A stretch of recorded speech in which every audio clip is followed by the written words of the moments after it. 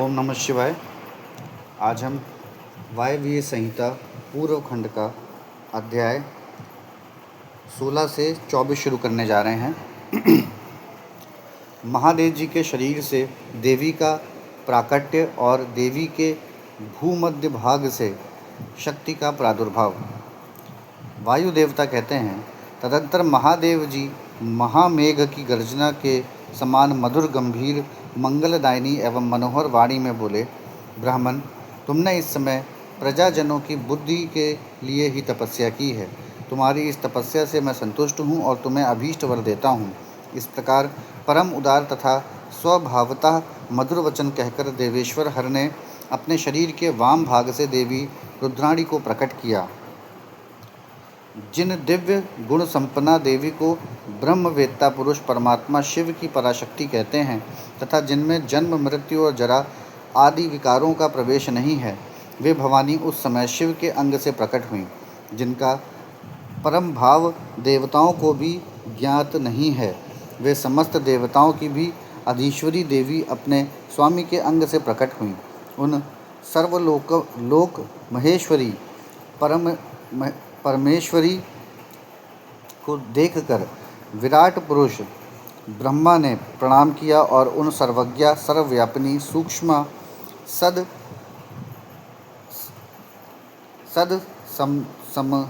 सब दाव से रहित और अपनी प्रभा से इस संपूर्ण जगत को प्रकाशित करने वाली पराशक्ति महादेवी से इस प्रकार प्रार्थना की। ब्रह्मा जी बोले, सर्व जगन्मयी देवी, महादेव जी ने सबसे पहले मुझे उत्पन्न किया और प्रजा की सृष्टि के कार्य में लगाया। इनकी आज्ञा से मैं समस्त जगत की सृष्टि करता हूँ।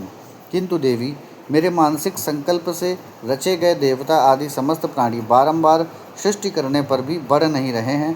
अतः अब मैं मैथुनी सृष्टि करके ही अपनी सारी प्रजा को बढ़ाना चाहता हूँ। आपके पहले नारी कुल का प्रादुर्भाव नहीं हुआ था, इसीलिए नारी कुल की सृष्टि करने के लिए मुझमें शक्ति नहीं है। संपूर्ण शक्तियों का आविर्भाव आपसे ही होता है। अतः सर्वत्र सबको सब प्रकार की शक्ति देने वाली आप वरदायिनी माया देवेश्वरी से ही प्रार्थना करता हूँ।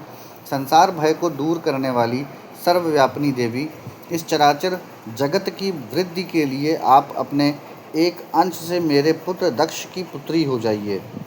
ब्रह्मयोनि ब्रह्मा के इस प्रकार याचना करने पर देवी रुद्राणी ने अपनी भौहों के मध्य भाग से अपने ही समान कांतिमती एक शक्ति प्रकट की। उसे देखकर देवेश्वर हर ने हंसते हुए कहा, तुम तपस्या द्वारा ब्रह्मा जी की आराधना करके उनका मनोरथ पूर्ण करो। परमेश्वर शिव की इस आज्ञा को शिरोधार्य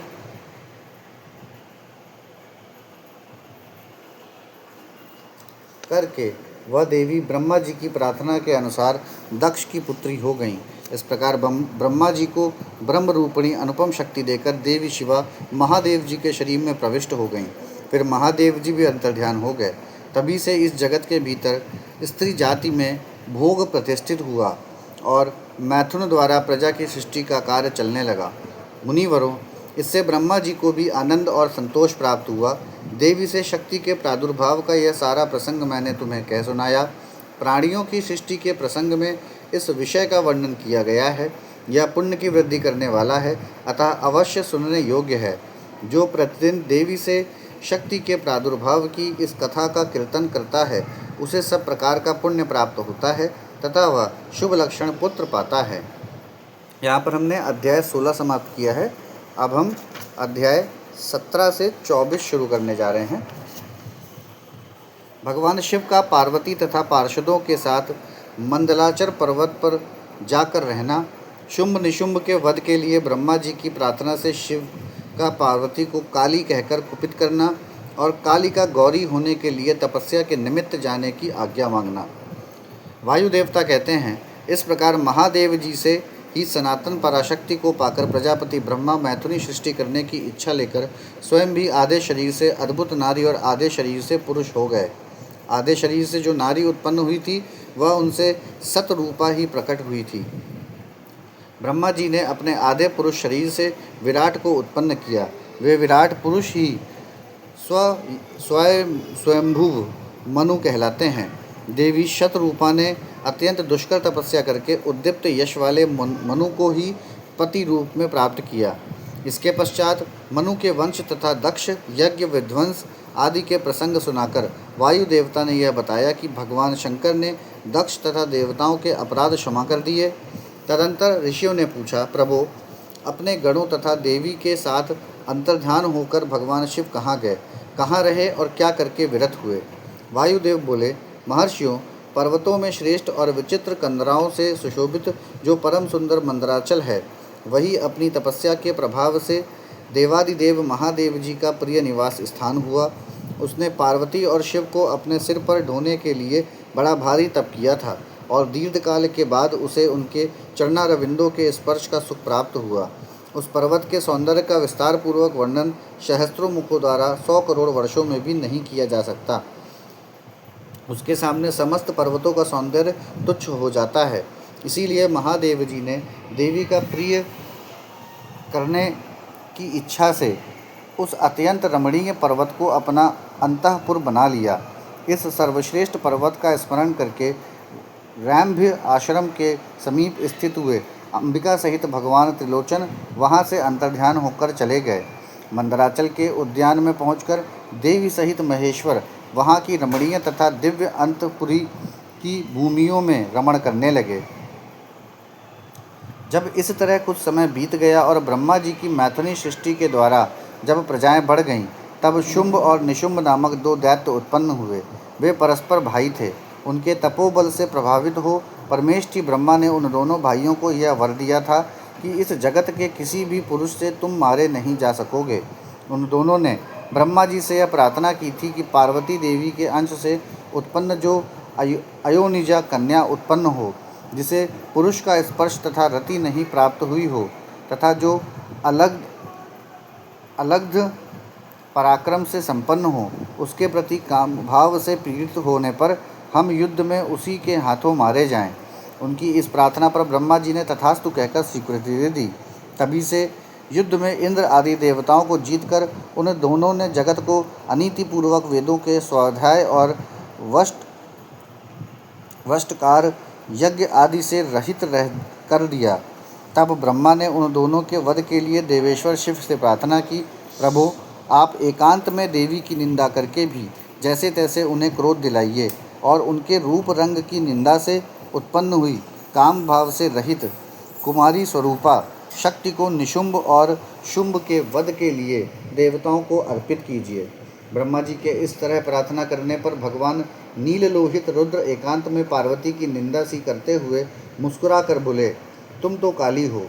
तब सुंदर वर्ण वाली देवी पार्वती अपने श्याम वर्ण के कारण आक्षेप सुनकर कुपित हो उठी और पति देव से मुस्कुराकर समाधान रहित वाणी द्वारा बोली। देवी ने कहा, प्रभु, यदि मेरे इस काले रंग पर आपका प्रेम नहीं है तो इतने दीर्घ काल से अपनी शिक्षा का आप दमन क्यों करते रहे हैं। कोई स्त्री कितनी ही स्वर्ग सुंदरी क्यों न हो, यदि पति का उस पर अनुराग नहीं हुआ तो अन्य समस्त गुणों के साथ ही उसका जन्म लेना व्यर्थ हो जाता है। स्त्रियों की यह सृष्टि ही पति के भोग का प्रधान अंग है। यदि वह उससे वंचित हो गई तो इसका और कहाँ उपयोग हो सकता है। इसीलिए आपने एकांत में जिसकी निंदा की है उस वर्ण को त्याग कर अब मैं दूसरा वर्ण ग्रहण करूंगी अथवा स्वयं ही मिट जाऊंगी। ऐसा कहकर देवी पार्वती शैया से उठकर खड़ी हो गईं और तपस्या के लिए दृढ़ निश्चय करके गदगद कंठ से जाने की आज्ञा मांगने लगी। इस प्रकार प्रेम भंग होने से भयभीत हो भूतनाथ भगवान शिव स्वयं भवानी को प्रणाम करते हुए ही बोले। भगवान शिव ने कहा, प्रिय, मैंने क्रीड़ा या मनोविनोद के लिए यह बात कही है। मेरे इस अभिप्राय को ना जानकर तुम कुपित क्यों हो गई। यदि तुम पर मेरा प्रेम नहीं होगा तो और किस पर हो सकता है। तुम इस जगत की माता हो और मैं पिता तथा अधिपति हूँ। फिर तुम पर मेरा प्रेम ना होना कैसे संभव हो सकता है। हम दोनों का वह प्रेम भी क्या कामदेव की प्रेरणा से हुआ है? कदापि नहीं, क्योंकि कामदेव की उत्पत्ति से पहले ही जगत की उत्पत्ति हुई है। कामदेव की सृष्टि तो मैंने साधारण लोगों की रति के लिए की है। कामदेव मुझे साधारण देवता के समान मानकर मेरा कुछ कुछ तिरस्कार करने लगा था, अतः मैंने उसे भस्म कर दिया। हम दोनों का यह लीला विहार भी जगत की रक्षा के लिए ही है, अतः उसी के लिए आज मैंने तुम्हारे प्रति यह परिहास युक्त बात कही थी। मेरे इस कथन की सत्यता तुम पर शीघ्र ही प्रकट हो जाएगी। देवी ने कहा, भगवान, पति के प्यार से वंचित होने पर जो नारी अपने प्राणों का भी परित्याग नहीं कर देती, वह कुलांगना और शुभ लक्षणा होने पर भी सत्पुरुषों द्वारा निंदित ही समझी जाती है। मेरा शरीर गौरवर्ण का नहीं है, इस बात को लेकर आपको बहुत खेद होता है, अन्यथा क्रीड़ा या परिहास में भी आपके द्वारा मुझे काली कलूटी कहा जाना कैसे संभव हो सकता है। मेरा कालापन आपको प्रिय नहीं है, इसीलिए वह सत्पुरुषों द्वारा भी निंदित है, अतः तपस्या द्वारा इसका त्याग किए बिना अब मैं यहाँ रह ही नहीं सकती। शिव बोले, यदि अपनी श्यामता को लेकर तुम्हें इस तरह संताप हो रहा है तो इसके लिए तपस्या करने की क्या आवश्यकता है। तुम मेरी या अपनी इच्छा मात्र से ही दूसरे वर्ण से युक्त हो जाओ। देवी ने कहा, मैं आपसे अपने रंग का परिवर्तन नहीं चाहती, स्वयं भी इसे बदलने का संकल्प नहीं कर सकती। अब तो तपस्या द्वारा ब्रह्मा जी की आराधना करके ही मैं शीघ्र गौरी हो जाऊंगी। शिव बोले, महादेवी, पूर्व काल में मेरी ही कृपा से ब्रह्मा को ब्रह्म पद की प्राप्ति हुई थी, अतः तपस्या द्वारा उन्हें बुलाकर तुम क्या करोगी। देवी ने कहा, इसमें संदेह नहीं कि ब्रह्मा आदि समस्त देवताओं को आपसे ही उत्तम पदों की प्राप्ति हुई है, तथापि आपकी आज्ञा पाकर मैं तपस्या द्वारा ब्रह्मा जी की आराधना करके ही अपना अभीष्ट सिद्ध करना चाहती हूँ। पूर्व काल में जब मैं सती के नाम से दक्ष की पुत्री हुई थी, तब तपस्या द्वारा ही मैंने आप जगदीश्वर को पति के रूप में प्राप्त किया था। इसी प्रकार आज भी तपस्या द्वारा ब्रह्मा को संतुष्ट करके मैं गौरी होना चाहती हूँ। ऐसा करने में यहाँ क्या दोष है, यह बताइए। महादेव जी के ऐसा कहने पर वामदेव मुस्कुराते हुए से चुप रह गए। महादेवी के ऐसा कहने पर वामदेव मुस्कुराते हुए से चुप रह गए। देवताओं का कार्य सिद्ध करने की इच्छा से उन्होंने देवी को रोकने के लिए हट नहीं किया। यहाँ पर हमारा अध्याय 17 से 24 समाप्त होता है। अब हम अध्याय 25 शुरू करने जा रहे हैं। पार्वती जी की तपस्या, एक व्याघ्र पर उनकी कृपा, ब्रह्मा जी का उनके पास आना, देवी के साथ उनका वार्तालाप, देवी के द्वारा काली त्वचा का त्याग और उससे कृष्णवर्णा कुमारी कन्या के रूप में उत्पन्न हुई कौशिकी के द्वारा शुंभ निशुंभ का वध। वामदेव कहते हैं, महर्षियों, तदंतर पतिव्रता माता पार्वती पति की परिक्रमा करके उनके वियोग से होने वाले दुख को किसी तरह रोककर हिमालय पर्वत पर चली गईं। उन्होंने पहले सखियों के साथ जिस स्थान पर तप किया था, उस स्थान से उनका प्रेम हो गया था, अतः फिर उसी को उन्होंने तपस्या के लिए चुना। तदंतर माता पिता के घर जा उनका दर्शन और प्रणाम करके उन्हें सब समाचार बताकर उनकी आज्ञा ले उन्होंने सारे आभूषण उतार दिए और फिर तपोवन में जा स्नान के पश्चात तपस्वी का परम पावन वेश धारण करके अत्यंत तीव्र एवं परम दुष्कर तपस्या करने का संकल्प किया। वे मन ही मन सदा पति के चरणारविंदों का चिंतन करती हुई किसी क्षणिक लिंग में उन्हीं का ध्यान करके पूजन की ब्रह्म विधि के अनुसार जंगल के फल फूल आदि उपकरणों द्वारा तीनों समय उनका पूजन करती थी। भगवान शंकर ही ब्रह्मा का रूप धारण करके मेरी तपस्या का फल मुझे देंगे, ऐसा दृढ़ विश्वास रखकर वे प्रतिदिन तपस्या में लगी रहती थीं। इस तरह तपस्या करते करते जब बहुत समय बीत गया, तब एक दिन उनके पास कोई बहुत बड़ा व्याघ्र देखा गया। वह दुष्ट भाव से वहाँ आया था। पार्वती जी के निकट आते ही उस दुरात्मा का शरीर जड़वट हो गया। वह उनके समीप चित्रलिखित सा दिखाई देने लगा। दुष्ट भाव से पास आए हुए उस व्याघ्र को देखकर भी देवी पार्वती साधारण नारी की भांति स्वभाव से विचलित नहीं हुई। उस व्याघ्र के सारे अंग अकड़ गए थे। वह भूख से अत्यंत पीड़ित हो रहा था और यह सोचकर कि यही मेरा भोजन है, निरंतर देवी की ओर देख रहा था।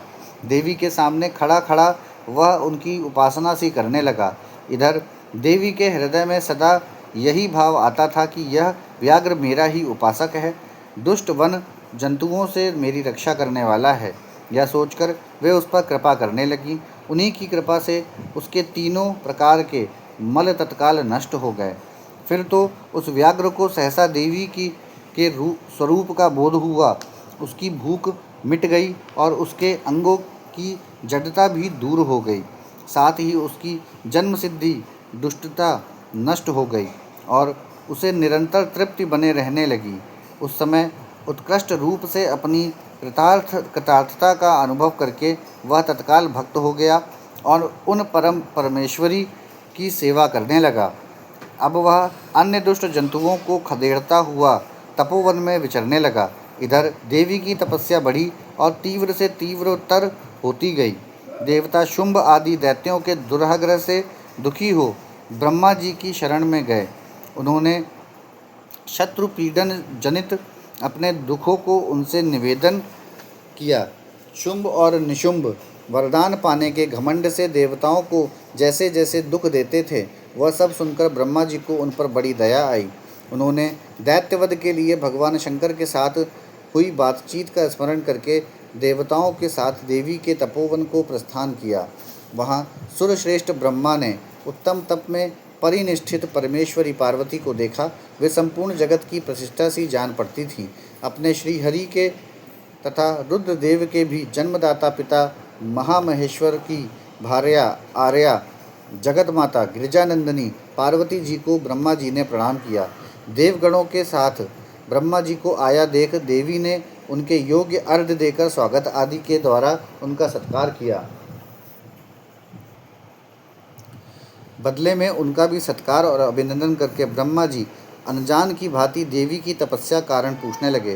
ब्रह्मा जी बोले, देवी, इस तीव्र तपस्या के द्वारा आप यहाँ किस अभीष्ट मनोरथ की सिद्धि करना चाहती हैं? तपस्या के संपूर्ण फलों की सिद्धि तो आपके ही अधीन है, जो समस्त लोकों के स्वामी हैं। उन्हीं परमेश्वर को पति के रूप में पाकर आपने तपस्या का संपूर्ण फल प्राप्त कर लिया है। अथवा यह सारा ही क्रियाकलाप आपका लीला विलास है। परंतु आश्चर्य की बात तो यह है कि आप इतने दिनों से महादेव जी के विरह का कष्ट कैसे सह रही हैं? देवी ने कहा, ब्राह्मण, जब सृष्टि के आदिकाल में महादेव जी से आपकी उत्पत्ति सुनी जाती है, तब समस्त प्रजाओं में प्रथम होने के कारण आप मेरे ज्येष्ठ पुत्र होते हैं।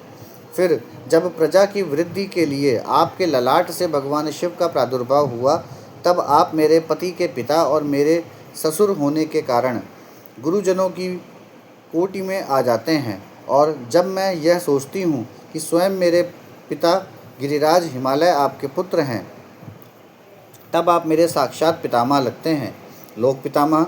इस तरह आप लोक यात्रा के विधाता हैं। अंतःपुर में पति के साथ जो वृतांत घटित हुआ है, उसे मैं आपके सामने कैसे कह सकूंगी? अतः यहाँ बहुत कहने से क्या लाभ? मेरे शरीर में जो यह कालापन है, इसे सात्विक विधि से त्याग कर मैं गौर वर्णा होना चाहती हूँ। ब्रह्मा जी बोले, देवी, इतने ही प्रयोजन के लिए आपने ऐसा कठोर तप क्यों किया? क्या इसके लिए आपकी इच्छा मात्र ही पर्याप्त नहीं थी, अथवा यह आपकी एक लीला ही है? जगत माता, आपकी लीला भी लोकहित के लिए ही होती है। अतः आप इसके द्वारा मेरे एक अभीष्ट फल की सिद्धि कीजिए। निशुंभ और शुंभ नामक दो दैत्य हैं, उनको मैंने वर दे रखा है। इससे उनका घमंड बहुत बढ़ गया है और वे देवताओं को सता रहे हैं। उन दोनों को आपके ही हाथ से मारे जाने का वरदान प्राप्त हुआ है। अतः अब विलंब करने से कोई लाभ नहीं। आप क्षण भर के लिए सुस्थिर हो जाइए। आपके द्वारा जो शक्ति रची या छोड़ी जाएगी, वही उन दोनों के लिए मृत्यु हो जाएगी। ब्रह्मा जी के इस प्रकार प्रार्थना करने पर गिरिराज कुमारी देवी पार्वती सहसा अपने काली त्वचा के आवरण को उतार कर गौरवर्णा हो गईं। त्वचाकोश काली त्वचा में आवरण रूप से त्यागी गई जो उनकी शक्ति थी, उसका नाम कौशिकी हुआ। वह काले मेघ के समान कांति वाली कृष्णवर्णा कन्या हो गई।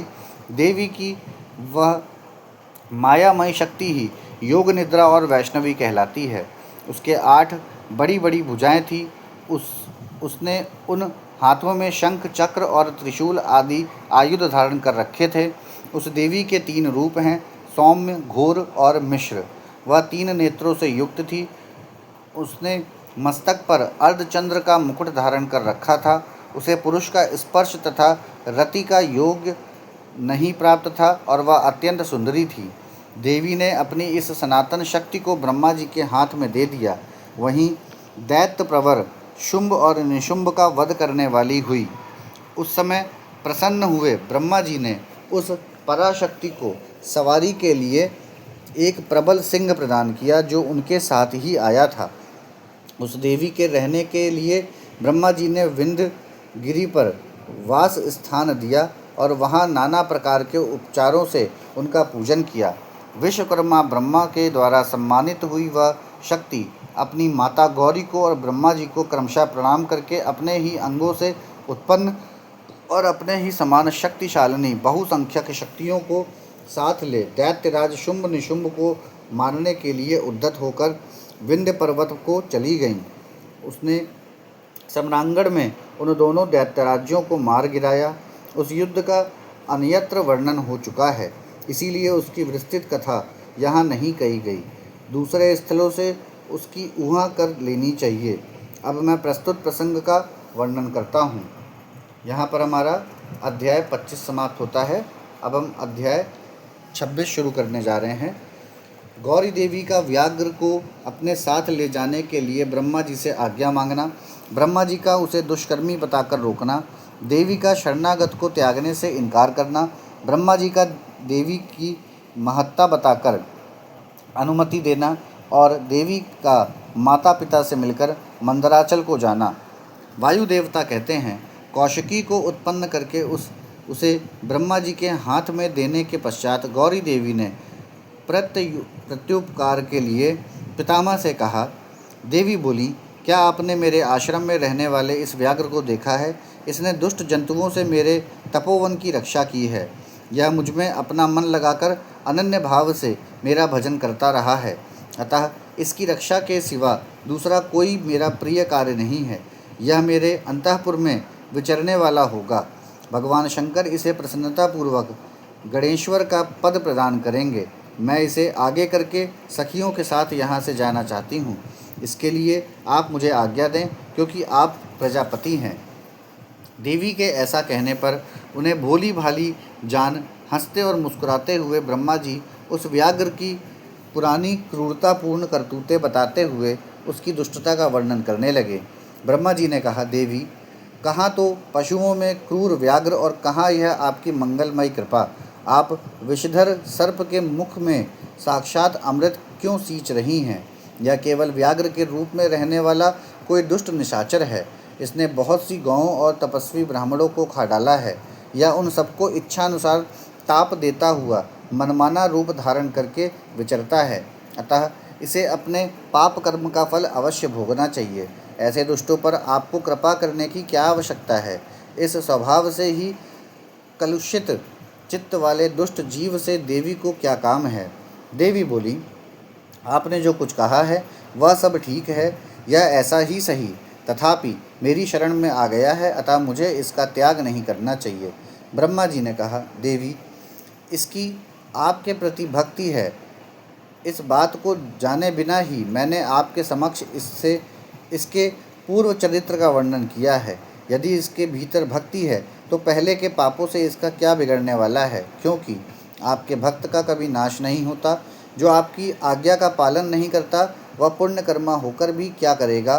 देवी, आप ही अजन्मा, बुद्धिमती, पुरातन शक्ति और परमेश्वरी हैं। सबके बंध और मोक्ष की व्यवस्था आपके ही अधीन है। आपके सिवा पराशक्ति कौन है? आपके बिना किसी को कर्म जनित सिद्धि प्राप्त हो सकती है?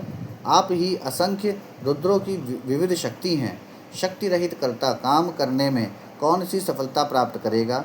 भगवान विष्णु को, मुझको तथा अन्य देवता, दानव और राक्षसों को उन ऐश्वर्यों की प्राप्ति कराने के लिए आपकी आज्ञा ही कारण है। असंख्य ब्रह्मा, विष्णु तथा रुद्र जो आपकी आज्ञा का पालन करने वाले हैं, बीत चुके हैं और भविष्य में भी होंगे। देवेश्वरी, आपकी आराधना किए बिना हम सब श्रेष्ठ देवता भी धर्म आदि चारों पुरुषार्थों की प्राप्ति नहीं कर सकते।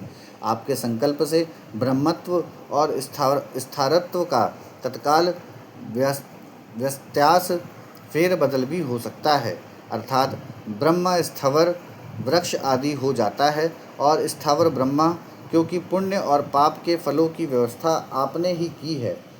आप ही जगत के स्वामी परमात्मा शिव की अनादि अमध्य और अनंत आदि सनातन शक्ति हैं। आप संपूर्ण लोक यात्रा का निर्वाह करने के लिए किसी अद्भुत मूर्ति में आविष्ट हो नाना प्रकार के भावों से क्रीड़ा करती हैं। भला आपको ठीक ठीक कौन जानता है। अतः यह पापाचारी व्याघ्र भी आज आपकी कृपा से परम सिद्धि प्राप्त करे, इसमें कौन बाधक हो सकता है। इस प्रकार उनके परम तत्व का स्मरण कराकर ब्रह्मा जी ने जब उचित प्रार्थना की, तब गौरी देवी तपस्या से निवृत्त हुई। तदंतर देवी की आज्ञा लेकर ब्रह्मा जी अंतर्ध्यान हो गए। फिर देवी ने अपने वियोग को ना सह सकने वाले माता पिता मैना और हिमवान का दर्शन करके उन्हें प्रणाम किया तथा उन्हें नाना प्रकार से आश्वासन दिया। इसके बाद देवी ने तपस्या के प्रेमी तपोवन के वृक्षों को देखा। वे उनके सामने फूलों की वर्षा कर रहे थे। ऐसा जान पड़ता था मानो उनसे होने वाले वियोग के शोक से पीड़ित हो वे आंसू बरसा रहे थे। अपनी शाखाओं पर बैठे हुए विहंगमों के कलरवों के व्याज से मानो वे व्याकुलता पूर्वक नाना प्रकार से दीनतापूर्ण विलाप कर रहे थे। तदंतर पति के दर्शन के लिए उतावली हो उस व्याघ्र को औरस पुत्र की भांति स्नेह से आगे करके सखियों से बातचीत करती हुई देह की दिव्य प्रभा से दसों दिशाओं को उद्दीप्त करती हुई गौरी देवी मंदराचल को चली गईं, जहाँ संपूर्ण जगत के आधार, सृष्टा, पालक और संहारक पतिदेव महेश्वर विराजमान थे। यहाँ पर हमारा वायवीय संहिता पूर्व खंड का अध्याय 26 समाप्त होता है। ओम नमः शिवाय।